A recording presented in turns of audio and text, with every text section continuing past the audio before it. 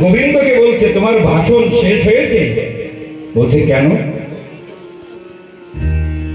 বলছে হে প্রাণবল্লভ,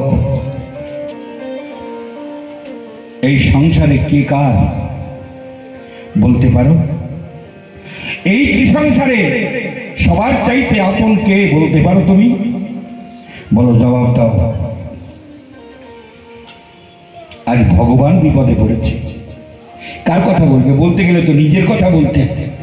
তাই ভগবান নির্বাক হয়ে, গোবিন্দ আমার নির্বাক হয়ে দাঁড়িয়েছে।